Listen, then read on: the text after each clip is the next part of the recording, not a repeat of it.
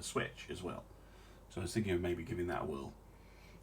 But yeah, I could maybe do a XCOM 2 stream next week for a few days. That might be fun. I certainly have a lot of mods for it. Not all of which are working at the moment because the alternative mod launcher broke. Or breaks my game anyway. So if you know how to fix that, that would be amazing. Anyway, let's play some Ultimate Admiral. Why not? I'm going to get rid of my ugly face too, because I will probably put this up on YouTube at some point as well. Okay, so welcome to Ultimate Admiral Dreadnoughts. What shall we try? I still have the Naval Academy stuff to do. I still haven't finished this scenario yet. So, let's give this one a go. Oh yeah, stealth. I love stealths. XCOM stuff. If you're watching and got an itch to watch some XCOM content right now, just go and watch his Long War one. Oh, don't worry about the caps. It's fine. A 200 mod game. That was fun. Well, it works. Right. Should we go firepower? What do we get? Gun range, penetration, resistance, hull form, stability, weight, construction time. Not that that's particularly important in this game mode. Armor weight, speed. That's really not important. Funds.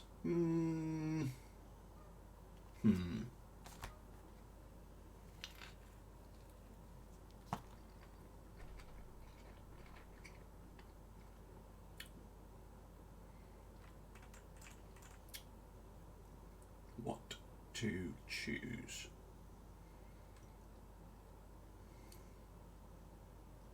Let's go with firepower. It's usually a good choice. Welcome to the CSS Virginia.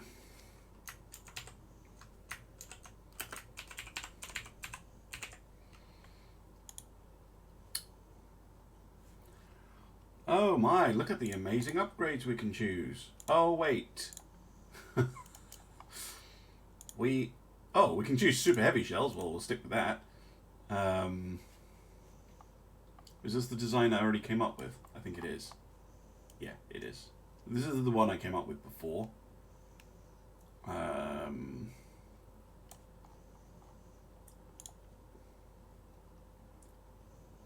don't we just go with the Lidite one? Why not? Enhance reload. Somehow. Can we get any more belt up? No. Tap? No. Yeah, I kind of maxed this thing out already. Oh well, let's take her out for a spin. Pop my headphones on. Ironclad v Ironclad.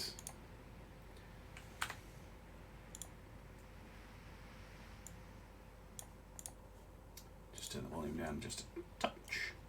There we go. I'm just going to put this to ×3 straight away because this is literally just pathetic. It's just like... I know it's historical and, you know, these two ships basically shot at each other and did nothing to each other for ages, but god damn it. I mean, what even is that aiming? Look at that one. Woo!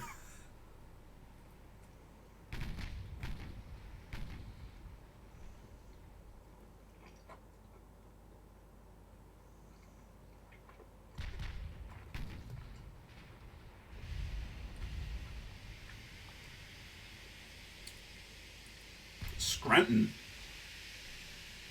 Clearly fans of The Office.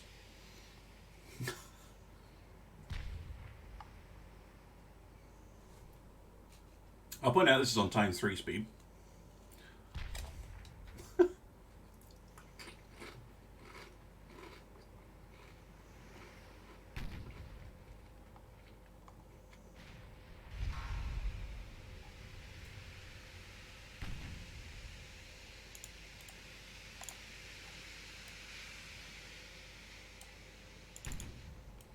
What's the Scranton got? 12-inch? Really? My goodness. Heavily armed. It's quite hard to achieve.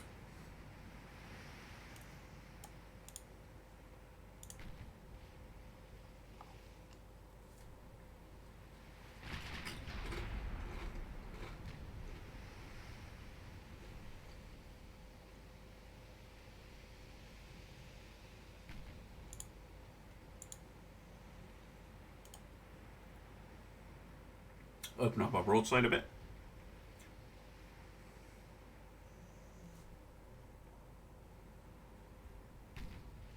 Miss.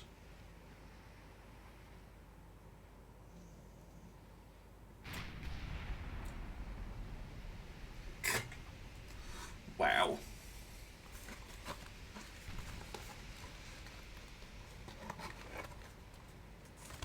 Just wow.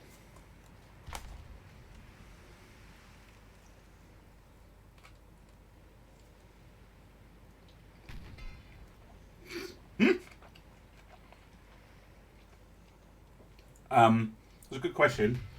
Currently, the only way you can access the ironclads is in this scenario and the one where you play as the monitor. So no. You cannot play more than a 1v1.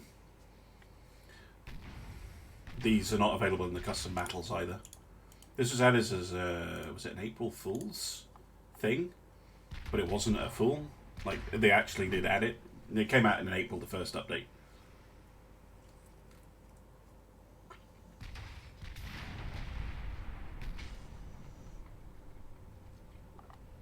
I mean, it's very historical. You just fire away at two iron ships, firing away at each other, and doing nothing to each other the whole time.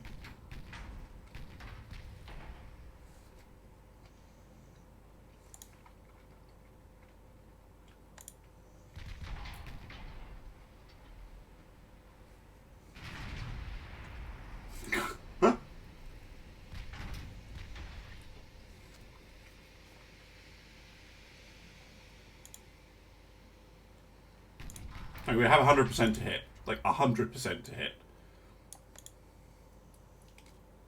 We both do.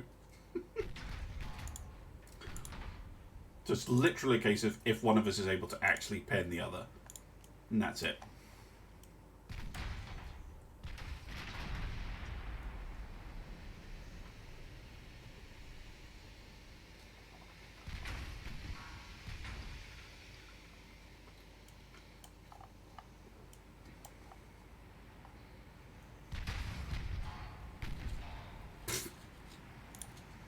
See, his armour is dented, but I don't think we've hit the same spot twice.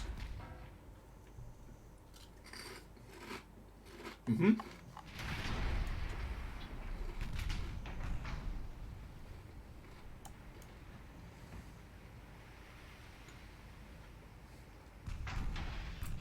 Lots and lots of flags. So the Scranton has 4 flags. Virginia only has 2.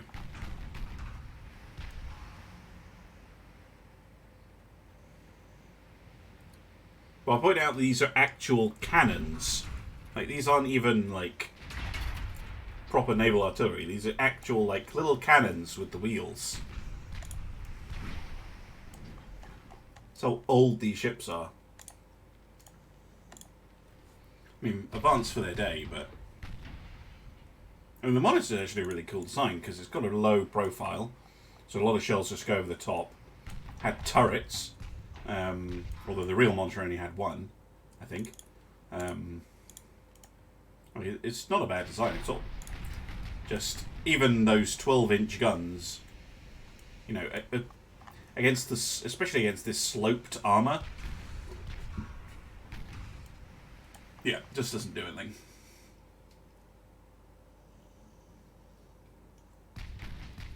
The sloped armour actually would be amazing if that was a design feature that ships kept. It does make them a bit crap in terms of their handling at sea, as far as I'm aware. But, yeah. Sloped armour would definitely help with shells coming in flat on. course, a lot of shells would then be coming in on an arc, and then that wouldn't be sloped anymore. So, I have to consider that, I guess. You need that funnel. Which funnel? This one? Or this one?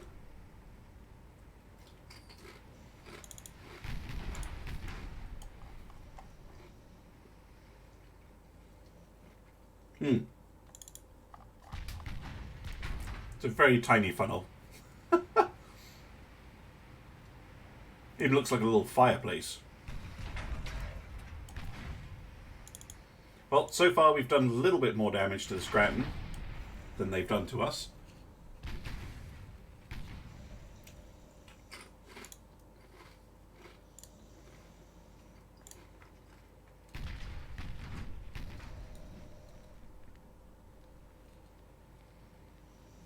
Setting the odd fire now, every now and then. Damaging a funnel. Main tower. Which, by the way, is this little protrusion here.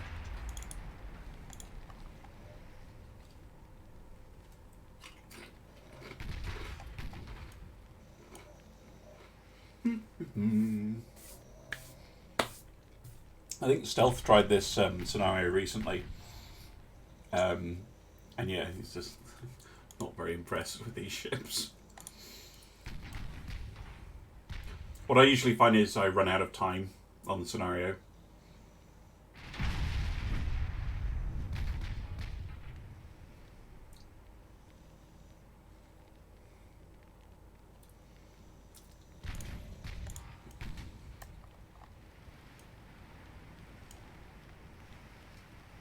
That's a lot of fire.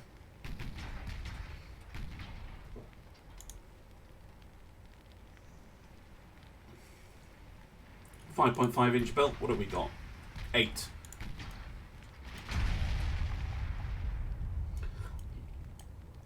Yeah, we're slowly doing more damage to the Scranton than she is to us. Very slowly. But neither of us has scored a penetration hit yet. In fact, why don't we just do this?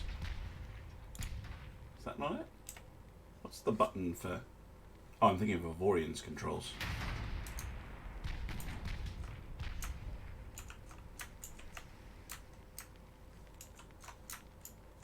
Ah, there we go. And then what was the screenshot? Can never remember. That's hide and show the HUD. I'm pressing Control Alt Shift Z, by the way, to hide and show the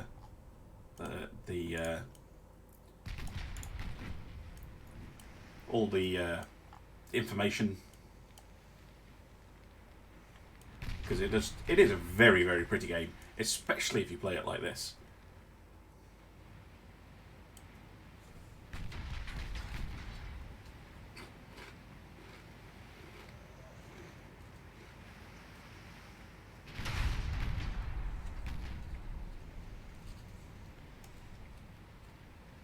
All the dents. The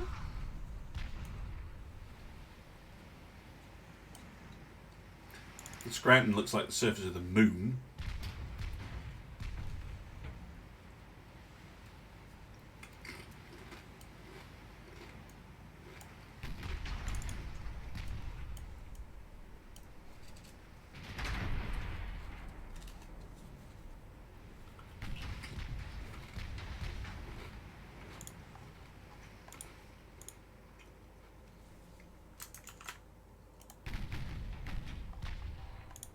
Getting a bit far away now. He says 200 meters away. Yeah, getting damage on the tower every now and then with an overpen. But there we go, blow off her main tower. It's more like it. So she is starting to get some red sections on her armour now, which means our chance to penetrate has probably gone up a little bit. It's only 12%, but if we hit the red sectors, it's going to be slightly higher. Whereas for us, we're on, you know, we've taken hits everywhere, but nope. 10-kilometer range, I don't think we get anywhere near each other, especially the fact the max speed of this ship is 5, and the monitor is also 5.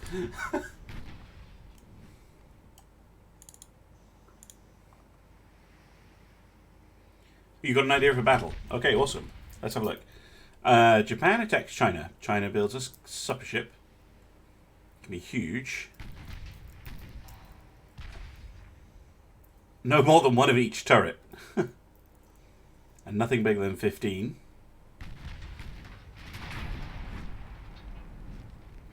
Ooh. Yeah, we can try that. Sounds fun.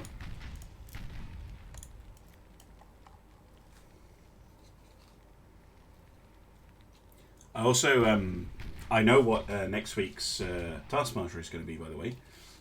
So I am also thinking about that in my head at the moment.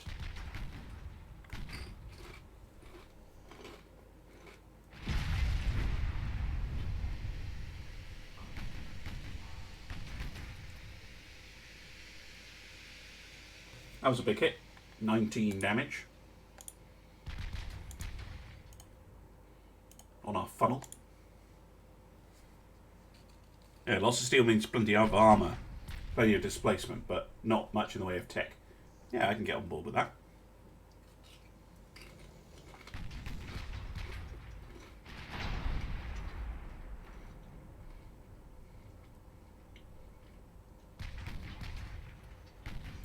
Well, we've got about an hour left in game, so...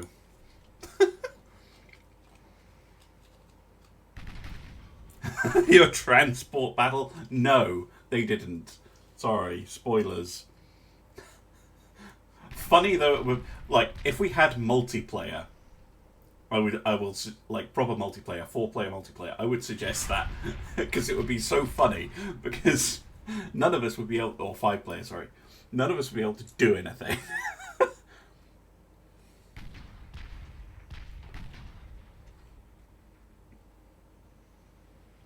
Oh yeah, the transport v transport, yeah. I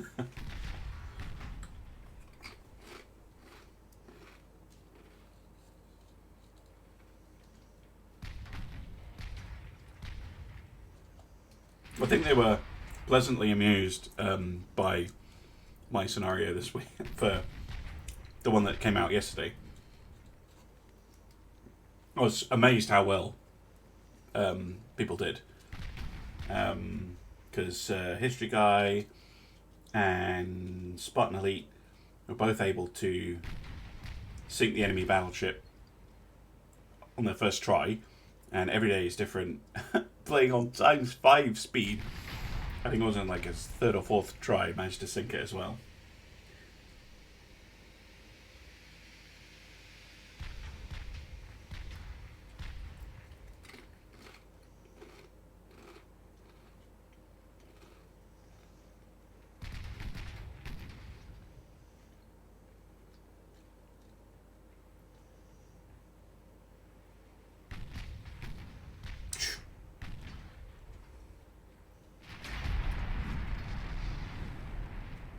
Oh no, a fire. On an all-metal ship.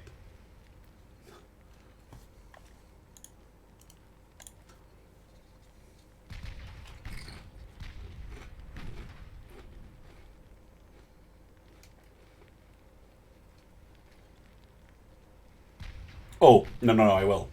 Definitely going to spend some time designing the ship. Sometimes...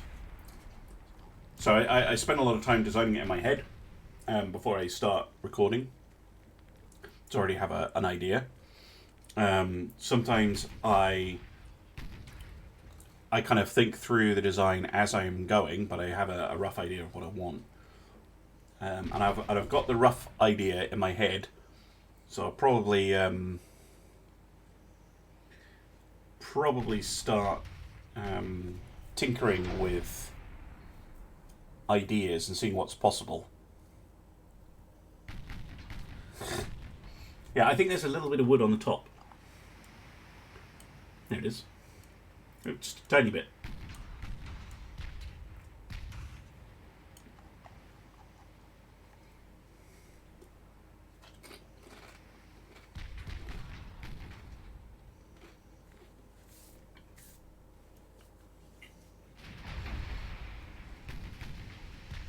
Was it the United States where the only flammable object on the entire ship was the butcher's block?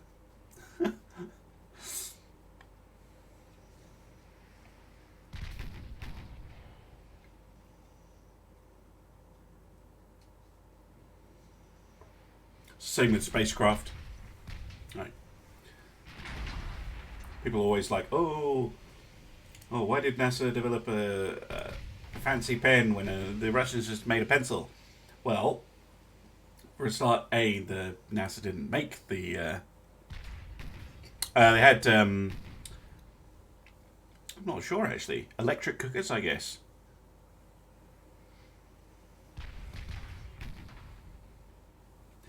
Yeah, so the story goes, NASA spent all this money developing a fancy pen that would work in space, and the Russians just use a pencil. But you don't want to use pencils because a traditional pencil is made of wood and graphite, neither of which are things you particularly want on board your spaceship. And they make little tiny graphite shavings when you write with them, which float off and get into the equipment. And that's true even if you're using a self-propelling pencil. So there was actually a reason that NASA was excited by the idea of these cool things. And yes, as Nate is saying in the chat, it wasn't actually NASA, it was a private company that made pens as a publicity thing during the space race stuff. And NASA was like, actually, that's a really good idea. Can we have some? And of course the company was like, yes, of course you can.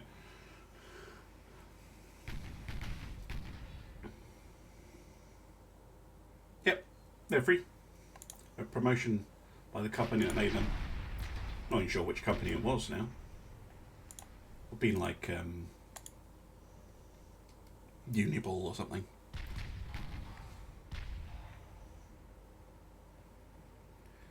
Rubber for seals. Well, that's what I heard.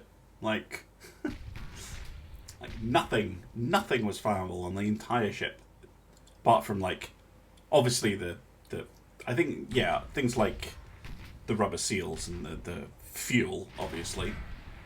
But there was no wooden fittings, no cloth fittings anywhere on the ship. Don't know what they did for bedding. But yeah, the ship was basically designed with absolute fire resistance in mind. No wood used in the construction whatsoever.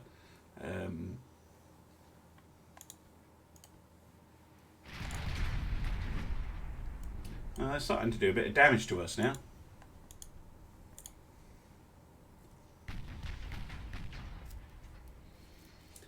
Uh, 45 minutes left. Will we get a sinking? About all the rum! Yeah, rum doesn't count. Although it wasn't a Royal Navy ship, so it didn't necessarily have rum on board.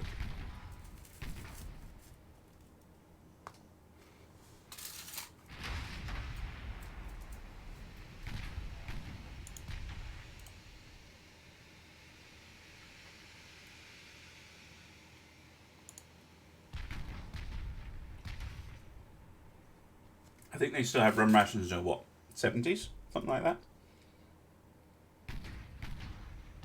that? A gun system so good you can't afford the ammunition for it.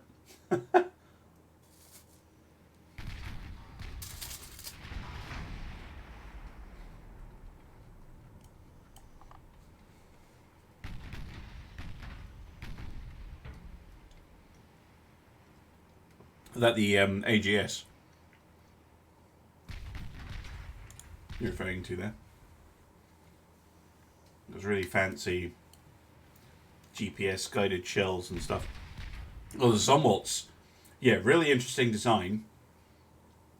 Black. Is it Black Thursday or Black Wednesday or something? The Royal Navy refers to it. can't remember what day of the week it is. It's a black day anyway. The Zomort class is really, really interesting ship that they then completely undercut, but still built anyway. It was really strange because she was built not necessarily with kinetic artillery in mind, well, not traditional chemical propelled artillery in mind, but with Gauss cannons or railguns, electrically propelled projectiles in mind, which is why she has such a huge power generation capacity. But I don't know why, but DARPA's railgun project has been delayed. Or I don't know why. But that was the point, that they would have railguns and missiles as their primary anti-surface armament.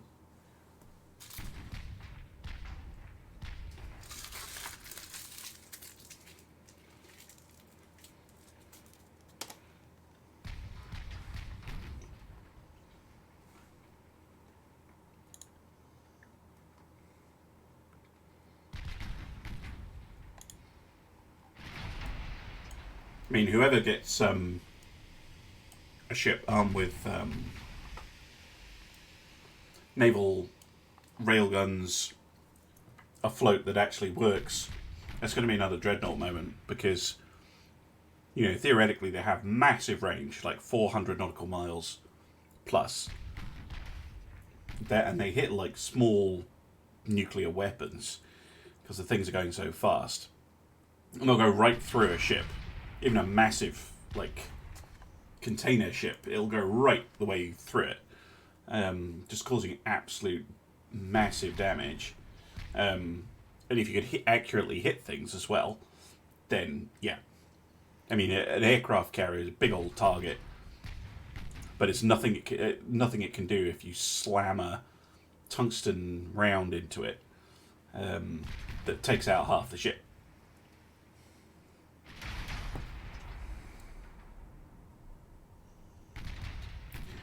Same thing with energy weapons on the new Tempest. That's the new fighter they were talking about, wasn't it? I'm gonna have a look just now.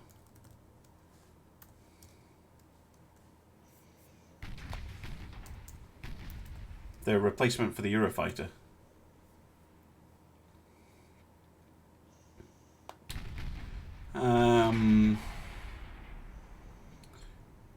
Proposed, yeah, fighter aircraft, yeah. But it was announced by Mr. Gavin Williamson, who has recently revealed himself to be possibly not the most competent person in the world.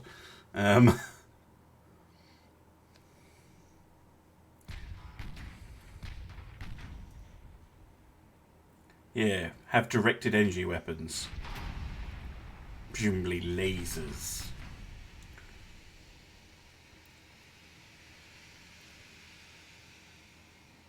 A laser.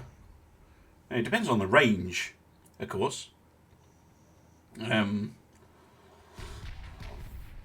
it's useful because the laser will...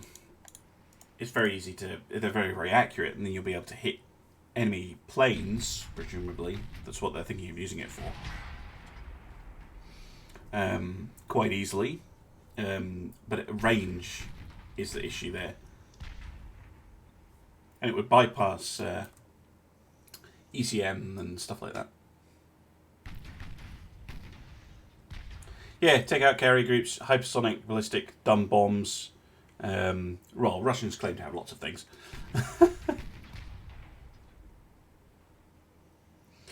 But yeah, a railgun on a surface warship is definitely a way that you could rapidly take out not just surface targets, but land-based targets as well.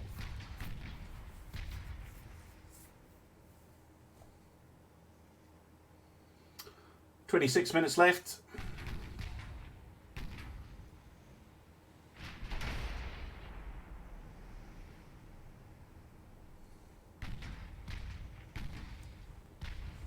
Trouble with using nukes is it's considered an escalation, even if you're using nukes in a tactical manner, and it runs the risk of someone getting a cute idea to launch strategic nuclear weapons. So, oh no, not my funnel.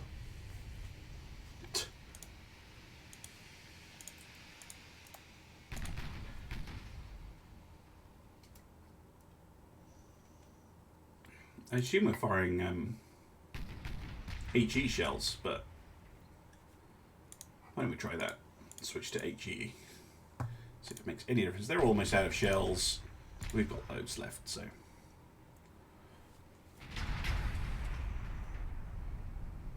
But if you make anything go fast enough, it'll hit like a nuke, without actually being one. Well, that seems a little bit better. Hard to tell though.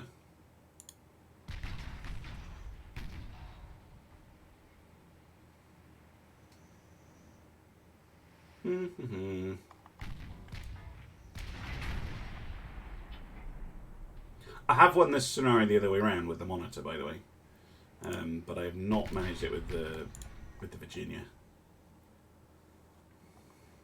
Just lacks the punch.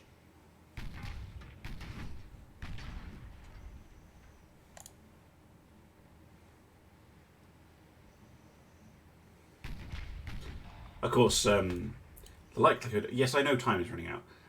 The likelihood of there being a major naval conflict in the near future is quite low. But it is interesting to kind of speculate. You know, China versus US. Possible. I guess if the European Union consolidated their navies together, EU DF versus Russia, possibly.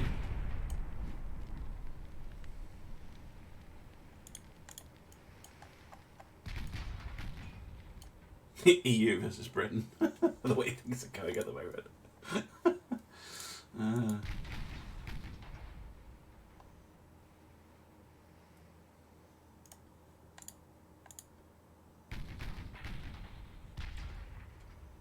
Have they stopped firing altogether? No, they haven't.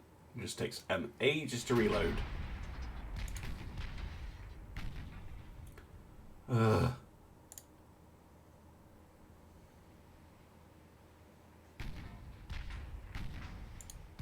I know it says 12% chance to pen, but I don't think I've scored a single penetrating hit. I only have one against the funnel.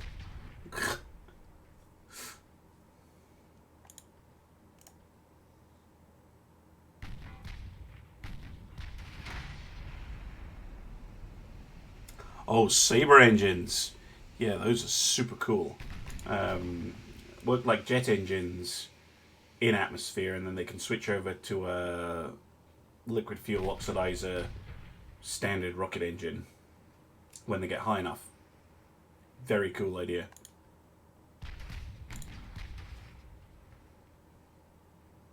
You can get them in KSP, although they're not called Sabre engines. Well, Scranton's on 3% structure, and we appear to be burning her down, so just slowly cooking the crew.